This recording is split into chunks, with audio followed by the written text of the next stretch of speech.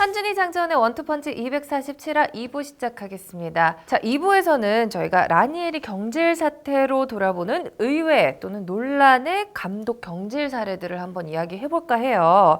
자, 뭐 감독 입장에서 억울했던 경질도 있었겠고 뭐 의외의 경질도 있고 황당한 경질도 있었을 것 같은데 가장 황당한 경질 사례는 뭐라고 생각하세요? 라니에리 같은 경우도 좀 충격이었죠. 그렇죠. 네.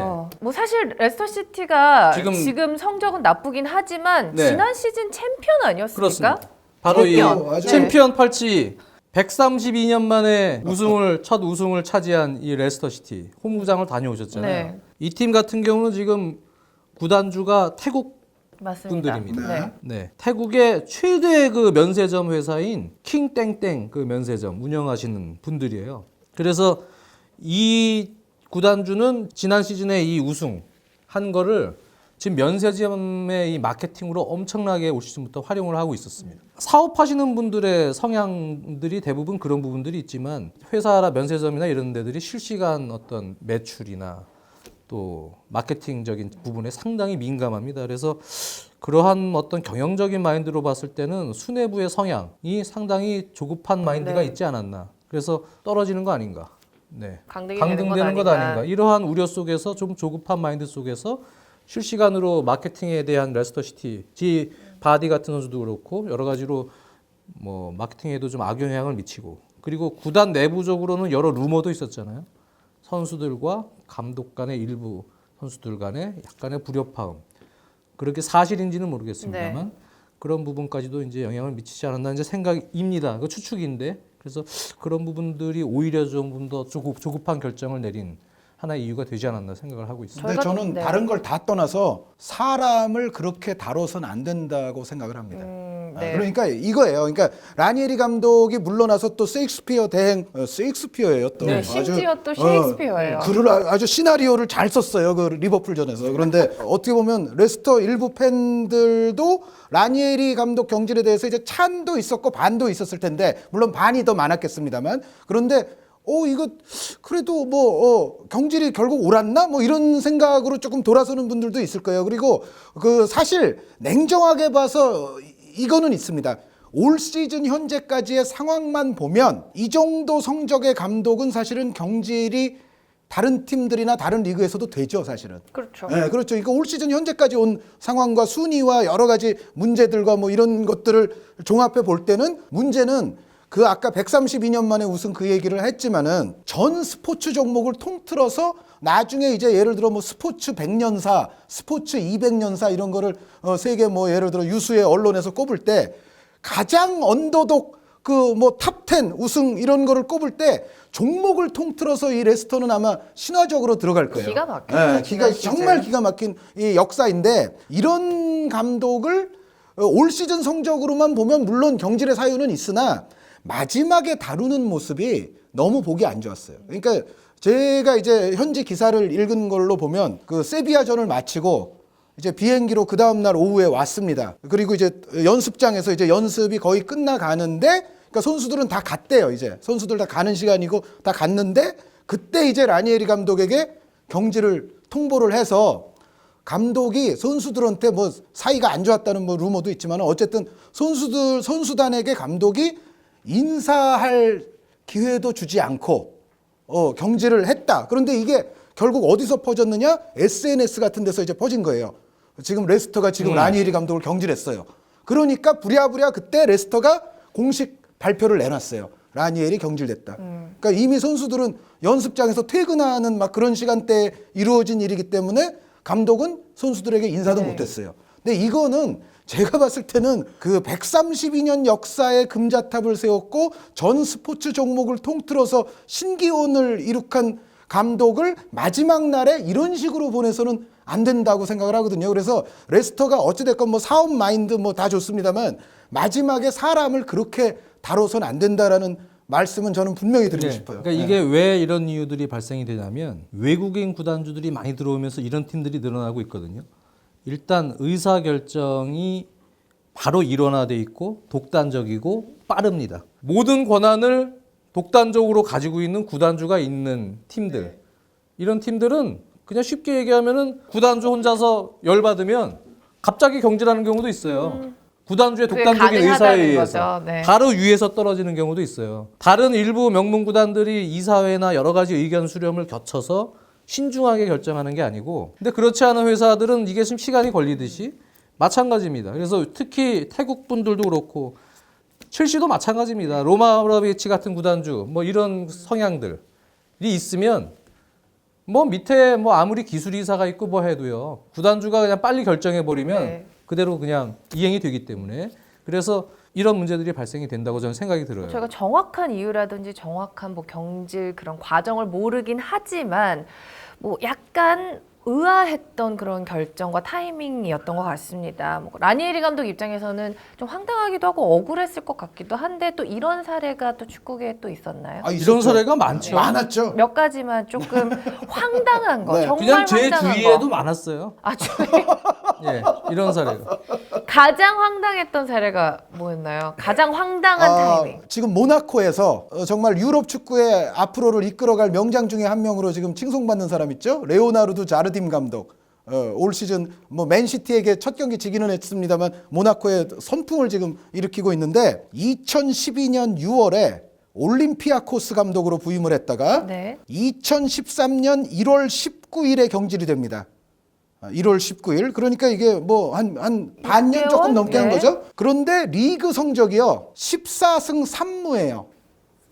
네. 당연히 리그 1위였고요. 네. 2위와의 승점 차는 10점이었습니다. 압도적인 1위를 달리고 있었죠. 그리고 전체 승률이 16승 3무 3패인데 이 3패는 어디서 온 거냐면은 그때 아스날도 같은 조였습니다만 챔피언스 리그에서만 3패예요.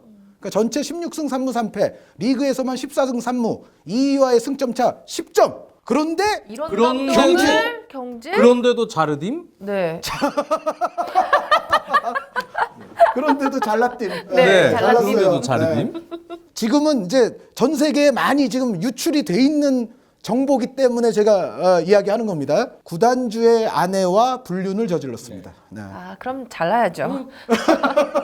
당연히 자르딤. 자르딤, 당연히 자르딤. 네. 그러니까 너무 불가사의한 거죠. 14승 3무에 2위와의 압도적인 승점 차를 벌려놓고 있던 감독이 유명한 얘기예요. 네. 하루아침에 없어졌어요. 근데 알고 보니까 그때 이제 여러 가지 이제 루머들이 새 나왔죠. 근데 지금은 거의 공인이 돼 있습니다. 네. 구단주의 아내와 불륜. 네. 또 다른 사례들 몇 개 저는 있을까요? 네. 황당하나 불쌍한 경우가 아니고 불쌍한 경우를 말씀드리죠. 네. 제 주위에는 여러 일들이 일어나고 있었어요. 제 주위라는 건 첼시. 첼시에서 많은 일들이 벌어져요. 그렇죠. 네. 로마 아브라모비치 구단주도 역시 뭐 아까 레스터 시티의 태국 그 면세점 운영하는 구단주들도 얘기했습니다. 로만도 러시아 내 정치적 상황과 연관돼서 성적이 좋아야 되는 상황이 있습니다. 네. 로만이요. 특히 정치적으로. 정치적으로 성적이 좋지 않으면 네. 러시아 내에서 문제가 발생되는 상황이 있어요. 자세한 얘기는 제 칼럼을 보시면 됩니다. 제가 나중에 알려드리면. 네, 이렇게 또 깨알 홍보를. 네, 상당히 긴 얘기입니다. 네. 예전에 네. 했었던 거예요. 예. 그래서 그런 것 때문에 조급하게 감독을 경질하는 경우들이 있습니다. 역시 팬들이 잘 아시다시피 제일 불쌍한 감독은 소년 명수 디마테오 감독입니다. 이 감독이 리그 약간 후반기긴 합니다. 네. 넘어가서 이듬해 2013년 3월에 빌라스 보아스로부터 이제 바통을 이어받아서 감독 대행을 했죠. 그리고 나서 챔피언스리그 우승을 차지했습니다. 근데 여기서 좀 잘못한 게 있어요. 디마테오 감독이 보싱화를 막질 못했어요. 네. 보싱화 전면에 그걸 막아야 돼요, 감독이? 막아야죠. 그 막아야 얘기를 돼요. 해야죠. 네, 알겠습니다. 네, 아주 큰 이 실수를 저질렀어요. 그리고 그해 FA컵 역시 그 시즌에요. 챔피언스리그 우승하기 전에 FA컵도 우승했어요. 그래서 사실은 바로 자르면은 이건 너무 욕을 먹는 상황이잖아요. 네. 챔피언스리그 우승하고 FA컵 우승을 시켰는데 첼시의 첫 유로피언 챔피언 자리를 첫 안겨줬는데. 챔피언스리그 어떻게 우승입니다. 경질합니까? 근데 그 감독을 바로 내쳐요? 이거는 뭐 못하죠. 엄청 네. 그러니까 이제 일단 갔죠. 하지만 원래부터 디마테오를 끌고 갈 생각이 없었어요. 로마는요.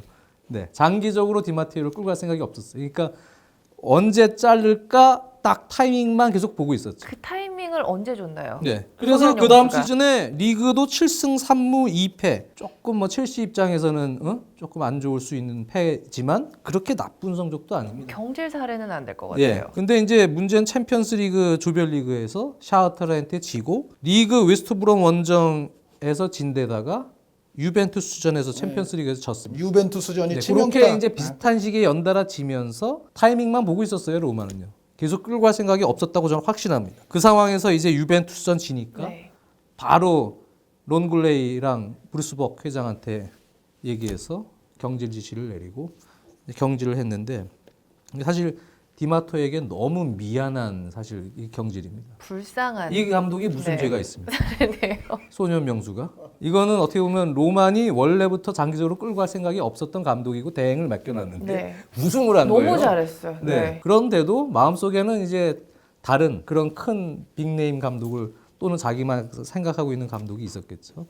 그렇게 해서 경진대 케이스인데 이건 사실 되게 불쌍한 경우죠. 그러네요. 네. 또 다른 경우도 있을 것 같은데 팬들이 반대를 하는데 또 경질을 했던 사례가 약간 이 디마테오 감독의 사례 아닐까 그런 싶은데요. 경우는 제가 네. 생각에는 또 뭐가 있을까요? 한 의원님이 라리가를 또 많이 네. 보시는데 레알 마드리드는 툭하면 우승하고도 경질을 많이 시켜요. 레알 마드리드에 그런 경우들이 있어요. 네. 그래서 우승했는데 팬들이 싫어하고 뭐 구단하고 뭐 이런 경우들이 있어요. 팬들 말씀하셨으니까 일단 옛날 분 한 명 얘기할게요. 브라이언 클러프 감독. 네, 요즘 브라이언 저희 클러프 주제에서 감독, 노팅엄 포레스트. 자주 나왔던 감독인데 브라이언 클러프 감독이 더비 카운티 카운티 시절에 시절이에요. 더비 카운티를 69년에 승격을 시키고 72년에 더비 카운티가 지금의 이제 프리미어리그 당시는 잉글랜드 1부 리그죠. 잉글랜드 1부 리그 우승을 72년에 달성을 하는데 이게 뭐냐면 좀 레스터나 좀 비슷합니다. 88년 만에 첫 우승이었어요. 더비 카운티에. 그러니까 역사적인 우승이죠. 더비 입장에서는. 그런데 그 다음 시즌에 이제 챔피언의 자격으로 챔피언스 리그 유러피언컵에 나갔어요. 거기서 4강까지 갔어요. 상대가 유벤투스였는데 1대3으로 지기는 했어요. 득점 합계. 그런데 어찌됐건 4강까지 갔죠. 그런데 73년 10월에 팀을 떠나게 됩니다. 73년 10월에. 근데 성공을 달리고는 있었지만 이 클로프 감독은 좀 또 독특한 캐릭터인데 계속해서 그 보드진과 마찰을 일으켜 왔어요, 사실은. 그런데 어떻게 보면 이때는 모든 팬들이 아까 그 팬 말씀하셨으니까 팬들이 보드진 다 미쳤다고 그랬죠. 브라이언 클로프 같은 감독을 보드진은 각성하라. 그런데 어찌됐건 클로프 감독이 처음에 72년 4월에도 한 몇 주간 사임했던 적이 있었어요. 근데 그때는 그래도 몇 주 지나서 돌아왔었거든요. 그런데 73년 10월에는 영원히 더비 카운티와는 이제 등을 졌습니다. 네. 클로프 감독이 그런 식으로 이제 물러난 이후에 지휘봉을 잡은 사람이 데이브 맥카이라는 감독이 또 네. 있어요. 근데 이 데이브 맥카이 감독이 클로프 감독에 이어서 더비 카운티 지휘봉을 잡았는데 75년에 더비가 다시 한번 잉글랜드 1부 리그를 우승합니다. 근데 이게 마지막 우승입니다. 더비 카운티에. 그 다음부터는 여러분들이 대체로 아시다시피 더비는 강등도 당하고 뭐 올라갔다 내려갔다 어떻게 보면 그냥 그저 그런 역사를 살게 되죠. 그런데 클로프 감독 때 한 번, 맥카이 감독 때 한 번, 70년대 초반에 이제 두 차례 우승이 있는데 근데 이 맥카이 감독도요. 그 다음 시즌에 또 이제 챔피언 자격으로 유로피언컵에 나갔어요. 그래서 16강에서 레알 마드리드와 붙었는데 네. 득점 합계 6대5의 승부를 했습니다. 그러니까 4대1로 이기고 1대5로 지고 뭐 그래가지고 6대5로 결국 레알한테 탈락하기는 했었는데 어쨌든 선전했잖아요. 네. 그런데 클로프와 똑같은 길을 걷게 됩니다. 그 다음 시즌 초반 1976년 11월에 경질이 됩니다. 그 팬들의 반발이 반발이 엄청 심했죠. 엄청 심했는데 예, 그걸 예. 어떻게 그럼 정당화를 하던가요? 그 클로프 감독은 계속해서 보드진과 마찰을 일으켜 왔었고 맥카이 감독은 그 이제 유로피언컵 나갔던 그 시즌 바로 다음 시즌 딱 들어와서 초반 성적이 굉장히 안 좋았어요. 그러니까 지금 레스터 비슷한 순위까지 밀려나 있었어요. 그런데 그걸로 이제 경질을 했죠. 그러면서 맥카이 감독이 그때 남긴 말이 있습니다. 이자들은 이제 더비가 매년 트로피를 들어야 된다고 생각한다. 그 말을 남기고 경질을 했습니다. 그런데 이 또 재밌는 것 중에 하나가 더비 라이벌, 더비의 더비 하니까 좀 이상한데 더비의 더비 라이벌 앙숙이 어디냐면은 노팅엄 포리스트죠. 그런데 더비에서 잘렸던 브라이언 클로프 감독이 나중에는 다들 아시다시피 노팅엄 포리스트로 가서 승격, 리그 우승, 유로피언컵 2연패. 예, 그러니까 더비 팬들이 얼마나 더 그 이후에 열불이 났겠어요. 그러니까 잘리기를 원하지 않았던 클로프 감독이 나가서 나중에는 자신들의 라이벌 팀으로 가서 그 팀의 전무후무한 전설을 또 써내려가는 감독이 되거든요. 그래서 어쨌든 이 더비 카운티는 잉글랜드 리그사에서는 정말 이 감독 경질하면은 첫선 꼽혀야 되는 그것도 둘씩이나 네. 그런 역사가 있어요. 그리고 아까 이제 레알 마드리드 말씀하셨으니까 레알 마드리드는 정말 많아요. 최악의 구단주 3명을 모두 모신 감독이 누구냐? 지금 현대 감독 중에서 카를로 안첼로티 감독입니다. 안첼로티. 네, 그 이제 최악의 구단주 누군지 3명이 네. 누구냐면 실비오 베를루스코니가 있죠. 로만 아브라모비치가 있는데 네. 그 이후에 플로렌티노 페레스 또 레알 구단주가 있습니다. 그러니까 사실 첼시 시절에도 첫 해에 더블을 했거든요. 더블이 아마 첼시 역사상 또 최초였을 거예요. 그런데 더블을 했는데 둘째 해에는 이제 트로피가 이제 없어지니까 바로 이제 경질이 됐죠. 그런데 과연 첼시도 잘한 것인지는 약간의 뭐 의문은 조금 있기는 있죠. 그런데 어찌됐건 그거보다 더 확연했던 것은 플로렌티노 페레스와 같이 일을 했던 더 극명한 사례가 2015년에 벌어졌죠. 그러니까 2014년이 역사적인 레알 마드리드의 10번째 챔피언스 리그 우승, 이른바 라 데시마를 달성했던 정말 전무후무한 또 업적을 안첼로티 감독이 남겼는데 그 다음 시즌에도 잘 나갔어요. 사실은 22연승.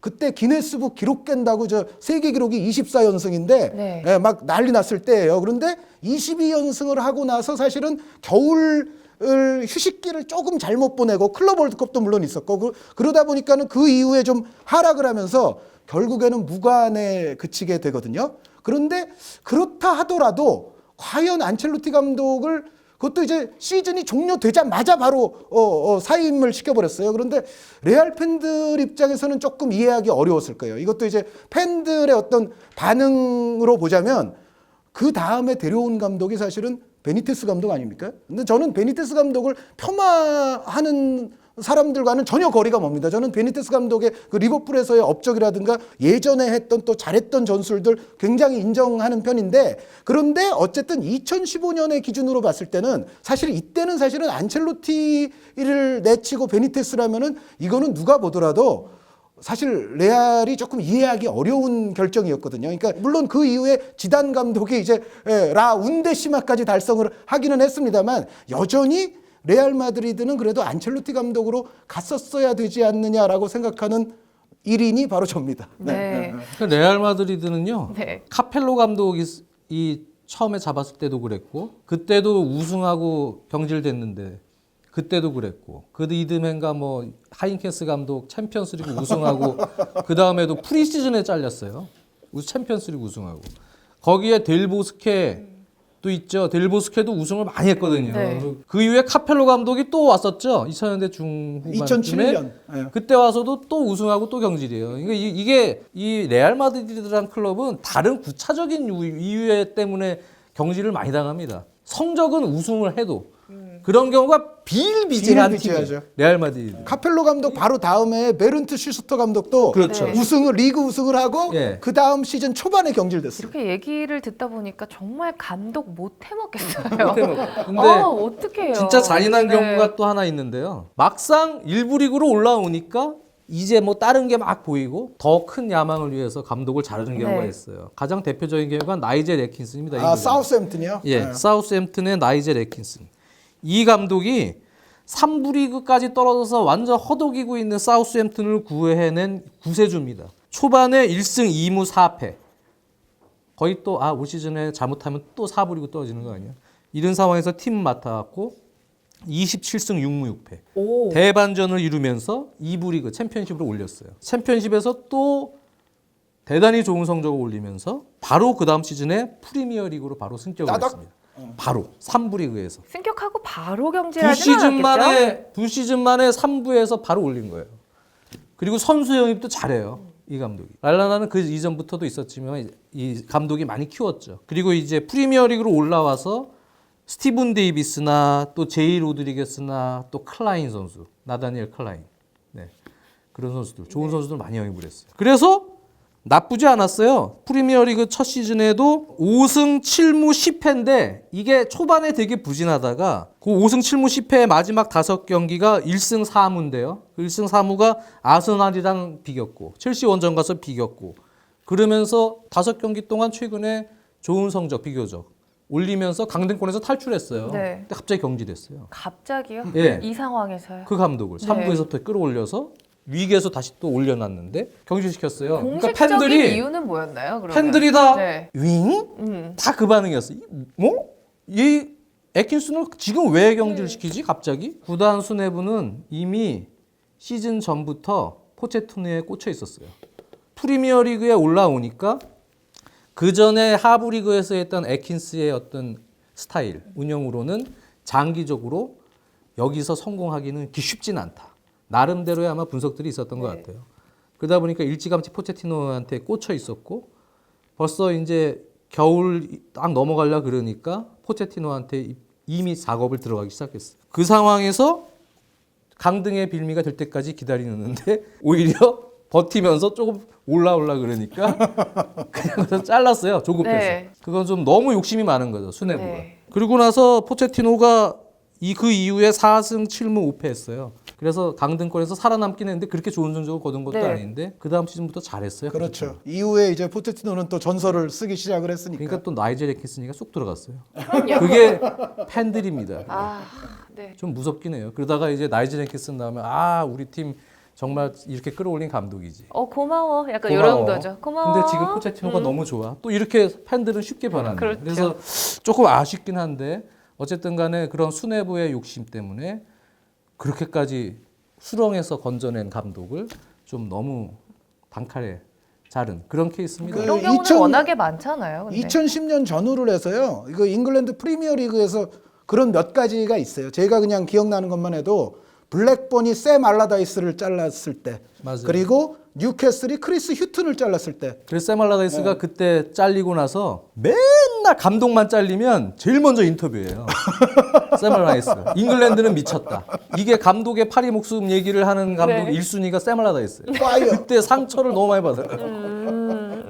뭐 아까 장 의원님도 말씀해 주셨습니다만 레알 마드리드 사례 요거는 제 사람 중에 포함이 됐기 때문에 네. 비센테 델 보스케 감독은 따로 좀 말씀을 드려야 됩니다. 왜냐하면 아시다시피 챔피언스 리그를 2번이나 우승했어요. 라리가도 2번을 우승했고 2000년, 2002년. 그렇죠. 근데 이 델보스케 감독이 4년 동안 트로피를 무려 7개를 들어올렸어요. 그러면 사실 그 당시에 4년에 트로피 7개면은 요즘은 뭐 과르디올라라든가 뭐 무링요 감독 같은 사람들이 한 해에도 막 많이 들어올리고 그런 경우들이 있어가지고 사실 이게 조금 우리가 또 감이 좀 없어졌는데 이때 델보스케 감독의 성적은 엄청나게 좋았던 거거든요. 그런데 2003년 라리가 우승 직후 하루 뒤에 경질해요. 하루 뒤에 안녕 빠이빠이를 하는데 최근에는 조금 그랬습니다만 사실 이 당시에 제가 봤을 때는 델보스케 감독은 명장 소리를 들어도 하나도 부족하지 않아요. 왜 그러냐면 이때가 뭐 잘 알려진 대로 그 피구, 지단, 베컴, 호나우두 뭐 이럴 때 아닙니까? 그런데 이런 선수들을 별다른 잡음 없이 그리고 결과까지도 만들어내는 이런 팀으로 만드는 게 사실은 쉬운 일이 오히려 아닐 수가 있어요. 그 레알 마드리드의 그 다음 역사를 보시면은 아까 말씀해 주신 그 카펠로 감독 2007년 라리가 우승되기 이전까지 델보스케가 2003년에 사라지고 카펠로가 리그 우승하기 전까지 이 사이는 사실은 레알 입장에서는 암흑기처럼 돼버립니다. 그러니까 리그 우승도 못하죠. 챔피언스 리그 나가도 항상 뭐 16강 징크스 뭐 그런 데서 항상 발목을 잡히죠. 그래서 델보스케가 얼마나 소중했는지는 사실은 델보스케가 있을 때는 잘 몰랐는데 나가고 나니까 이 로스 갈락티코스를 이런 덕장이 이끌어서 성공시키는 이 능력이 폄하됐다는 걸 아마 나중에는 알았을 거예요. 제가 이제 6번째 사람을 말씀드리자면 이 사람이 제가 오늘 준비해 온 사람들 중에서는 가장 이제 괄목할 만한 사례인데 분데스리가 역사상 최고의 감독이라고 일컬어지는 우도 라텍 감독이 있습니다. 이 우도 라텍 감독이요. 바이에른 뮌헨을 이끌고 72, 73, 74년 분데스리가 3년 연속 우승 3연패를 달성을 하고요. 74년은 유로피언컵 챔피언스 리그를 우승을 하는데 이것이 독일 클럽 역사상 최초의 일이었습니다. 최초의 일이었는데 그게 74년이거든요. 75년 1월에 경질이 됩니다. 네. 75년 1월에. 이거는 이제 뭐냐면은 그 다음 시즌을 이제 시작을 해보니까 요때는 성적이 조금 안 좋았어요. 순위가 한 10등까지도 바이에른 뮌헨이 내려가기는 했었는데 그렇더라도 리그 3연패를 직전까지 하고 챔피언스 리그 우승까지 했던 감독인데 사실은 너무 쉽게 제가 봤을 때는 이런 경질도 진짜 델보스케 이상으로 이건 놀라운 경질이라는 생각인데 저는 사실 우도라트 감독을 위한 좀 변명을 하자면 74년 월드컵에 서독이 우승을 할 때 주력 선수들의 대다수가 사실은 바이에른 뮌헨 선수들이었거든요. 그러니까 사실은 월드컵의 피로도가 74-75 시즌 초반부에는 좀 나타날 수밖에 없어요. 그런데 그런 것을 이제 수뇌부가 너무 좀 봐주지 않고 74-75 시즌 성적이 조금 안 좋기 시작했다는 이유로 75년 1월에 경질이 되는데 이때 스토리가 또 좀 유명해요. 뭐냐면 이 우도라트 감독이 구단 수뇌부 회장을 찾아가서 얘기를 했답니다. 아, 이거 뭔가 좀 우리 팀 변화가 필요합니다. 회장이 변화가 필요해? 그래, 너를 자르겠어. 그러고 잘렸습니다. 그러니까 우리 원투펀치 식구들은 어디 가서 네. 좀 변화가 필요하지 않아요? 이런 이야기를 하지 마세요. 저는 이대로가 너무 좋아요. 그러니까 변화가 필요하다고 하니까 그래, 변화는 너를 자르는 거야라고 잘랐습니다. 그런데 이게 굉장히 재밌는 게 아까 네. 브라이언 클로프 감독 더비에서 잘리고 노팅엄 포리스트에서 대성공했다는 말씀드렸는데 이 우도라트 감독은 바로 보루시아 뮌헨글라트바흐 감독이 됩니다. 그런데 뮌헨글라트바흐에 가서 76년, 77년 분데스리가 2연패, 그리고 79년 유에파컵 우승, 77년 챔피언스리그 준우승.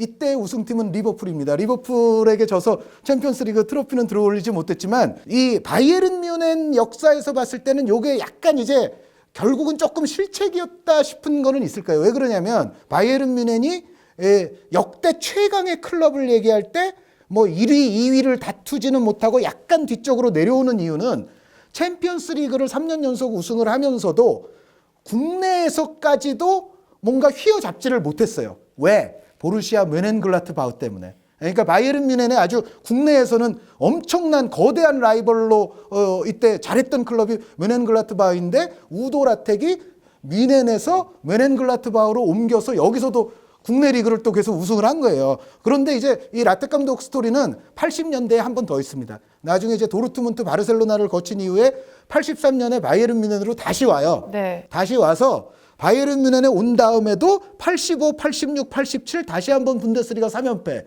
그러니까 뭐 했다 하면은 그냥 3년 연속 우승이에요. 그 다음에 87년에 챔피언스 리그 결승에 다시 오르게 되는데 여기서는 집니다. 여기서는 그때 그 아프리카 역대 선수 말씀드릴 때 라바 마제르 선수가 있었던 포르투 말씀을 드렸는데 이 마제르 선수가 활약한 포르투에게 지는데 그거 챔피언스리그 준우승 하자마자 또 경질. 그러니까 사실은 아까 이제 첼시 말씀도 하시고 레알 마드리드 얘기도 했습니다만 바이에른 뮌헨도 그 워낙에 자긍심이 높아서 그런지 감독에 대한 인내력은 정말 없는 구단이에요. 그러니까 바이에른, 최근에 첼시 또 옛날부터의 레알 마드리드 어떻게 보면 좀 3대 그런 첼시는 느낌을 줄 정도로 인내심이 원래 없어요. 그러니까 조금 전에 첼시 얘기가 나서 하는 얘기지만 그래도 여기는 양반이에요. 네, 직접 감독이 와서 우리 변화가 필요하고 얘기를 하니까 받아들이잖아요. 첼시는 어때요? 첼시는요 네. 구단주가 직접 변화가 필요해요. 이거 잘라. 그게 무슨 얘기냐? 라니에리 감독이 로만 집권하고 그 시즌에요. 챔피언스리그 8강에서 계속 16경기가 못 이기던 아스날한테 네. 8강에서 이깁니다. 네, 이기고 이제 준결승을 갑니다. 그때 누가 중계했는지 기억나세요? 중계는 한의원님이 중계를 한의원님이 저 MBC에서 하셨어요. 브릿지 그래서 골 넣었어요. 네, 2대1 역전골. 네. 그 골 넣고 라니에리 감독이 챔피언스리그 준결승에 올렸어요.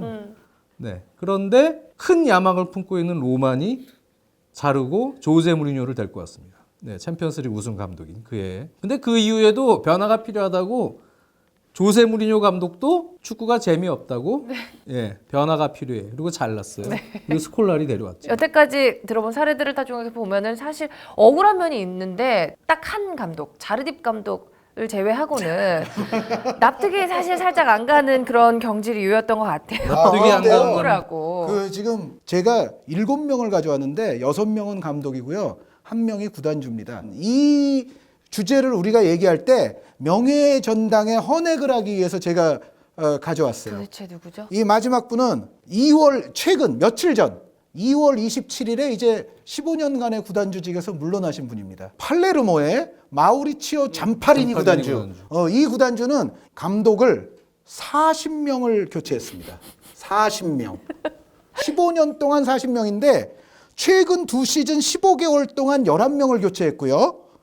그리고 올 시즌만 따지면 4명째 새 감독을 맞아들였습니다. 그러니까 15년 동안 40명을 교체했으면은 평균 임기가 뭐 어떻게 되는지는 이제 계산을 해보시면 되는데 이 40명 중에는 물론 한 번 이상 했던 사람들도 있기 때문에 정확히 40명인지는 모르겠어요. 근데 40차례 어쨌든 감독은 갈렸어요. 근데 이 가운데 뭐 저 젠가 감독, 뭐 저 귀돌린 감독, 이제 프리미어리그 팬들도 잘 아시는 뭐, 그리고 뭐 심지어 가투소, 뭐 피올리 감독, 정말 이 40명 중에는 무수히 많은 사람이 있는데 이 중에 불쌍한 사람이 왜 없겠습니까? 제가 뭐 이루다 이거는 얘기할 뭐 만큼의 임기를 하지도 않았지만 이 중에는 불쌍한 사람들도 많을 거 아닙니까? 그래서 모든 불쌍한 감독들을 양산한 네. 최고의 인물로서 이 잠파리니 구단주를 명예의 전당에 저는 헌액을 시키고 싶습니다. 그 이후에도 뭐 많습니다. 이런 감독들은 아까 한 의원님이 살짝 언급한 크리스 휴튼 감독, 경질될 정도는 아닌데 경질이 된 케이스입니다. 네, 이 감독도 뉴캐슬을 아주 좋은 성적으로 승격시키고도 승격 이후에 5승 4무 7패, 승격 팀 치고는 그렇게 나쁘지 않은 성적인데 당시 11위였거든요. 근데 경질을 시켰어요. 그리고 데려온 감독이 앨런 파듀. 그냥 거기서 거기인데 왜 이 감독 데려오려고 경질을 시켰는지 모르겠어요. 그리고 나서 앨런 파듀가 12위로 마감했습니다. 네. 네, 그 감독 그런 사례가 있었고 해리 레드납처럼 어려웠던 시절에 토트넘을 그래도 끌어올려서 챔피언스리그도 진출시키고 한 3-4시즌 이상 그렇게 좋은 성적을 내줬죠. 챔피언스리그 가서도 성적 네. 내고 한 2시즌 정도 챔피언스리그 또 올려놓고 중위권으로 막 쳐져 있던 팀이었는데 마지막 경질되던 시즌에 그 대표팀 감독 오퍼도 오고 막 이래서 팀에 좀 집중을 많이 못하는 느낌이 있었습니다. 그래서 마지막 그 시즌에 후반기에 좀 성적이 좋지 않고 팬들로부터도 레드납이 마음이 딴 데 간 것 아니냐 이런 얘기를 좀 많이 들을 때예요. 그래서 이제 성적이 나쁘지 않았는데도 다음 시즌에 결국 경질이 된 케이스인데요. 네. 그런 레이납 같은 케이스도 납득이 좀 되는 케이스도 있긴 있습니다. 그런데 좋은 성적 치고는 이제 경질된 케이스고요. 자, 뭐 이렇게 이야기를 들어봤는데 저는 한 가지 오늘 배운 게 있어요. 절대 변화를 내가 먼저 물어보지 말자. 네. 저는 원투펀치가 이대로 갔으면 좋겠어요. 변화는 필요하지 않다고 생각합니다. 네. 자, 저희가 2부에서는 라니에리 경질 사태로 돌아보는 감독, 의외 논란의 경질 사례들을 좀 살펴봤습니다. 자, 2부 여기서 마무리하도록 하겠고요. 3부는 저희가 챔피언스리그 프리뷰를 준비했습니다. 3부에서 다시 뵐게요.